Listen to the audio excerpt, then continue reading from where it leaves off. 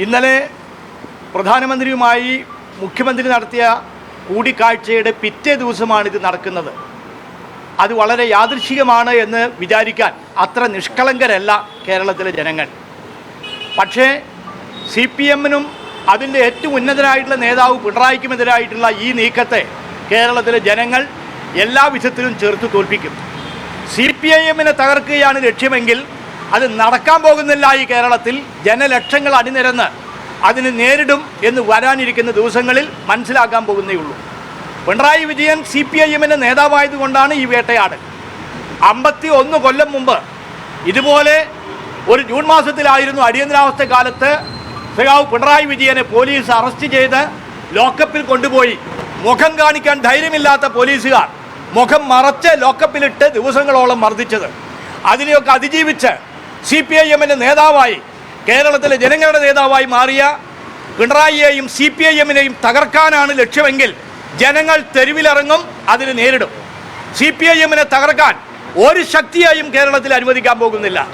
CPIM എടുക്കുന്ന മതനിരപേക്ഷ ജനാധിപത്യ മൂല്യങ്ങൾ ഇപ്പോൾ സംഘപരിവാർ ശക്തികളെ വെട്ടിലാക്കുന്നു, അവരെ അതിൽ അസൂയാലുക്കളാക്കുന്നു, അവരെ അസ്വസ്ഥരാക്കുന്നു എന്നതാണ് ഇതിൻ്റെ കാരണം.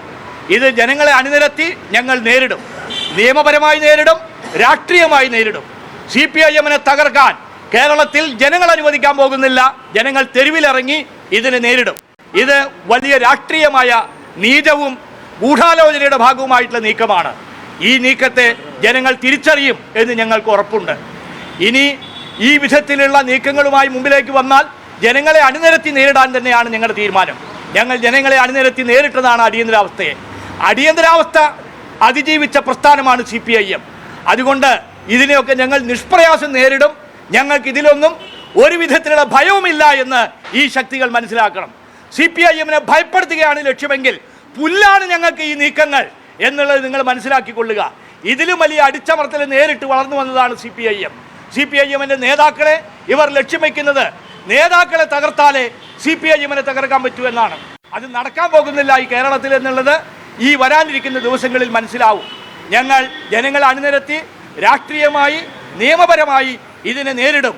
നിങ്ങളും ഈ ഗൂഢനീക്കത്തിനെതിരെ രംഗത്ത് വരണം എന്ന് അഭ്യർത്ഥിക്കുകയാണ്.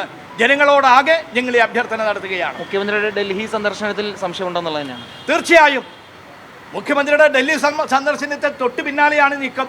കോൺഗ്രസിൻ്റെ ഏറ്റവും വലിയ നേതാവ് ശ്രീമാൻ രാഹുൽ ഗാന്ധി കേരളത്തിൽ പലതവണ വന്നപ്പോഴും എന്തുകൊണ്ടാണ് പിണറായി വിജയനെ ED അറസ്റ്റ് ചെയ്യാത്തത്, എന്തുകൊണ്ടാണ് പിണറായി വിജയന് വീട് റെയ്ഡ് ചെയ്യാത്തതെന്ന് നിരവധി തവണ ചോദിച്ചത് നിങ്ങളോടാണ്, നിങ്ങളുടെ മുമ്പിലാണ് ചോദിച്ചത്. ആ ചോദ്യത്തിനുള്ള മറുപടി ഇപ്പോൾ BJP നൽകുകയാണ്. BJPയുടെ ഒരു എക്സ്റ്റൻഡഡ് പൊളിറ്റിക്കൽ ഡിപ്പാർട്ട്മെൻറ്റായി ED മാറിയിരിക്കുകയാണ്. എന്തധികാരം ഉപയോഗിച്ചാണ് ED ഇങ്ങനെ രാഷ്ട്രീയ നേതാക്കളുടെ വീട്ടിൽ റെയ്ഡ് നടത്തുന്നത്? എന്ത് അധികാരമാണ് നിയമപരമായിട്ട് EDക്കുള്ളത്? ഇത് ജനങ്ങൾ ചോദ്യം ചെയ്യും. ഞങ്ങൾ നിയമപരമായി രാഷ്ട്രീയമായി ജനങ്ങളെ അണിനിരത്തി ഇതിനെ നേരിടാൻ പോവുകയാണ്.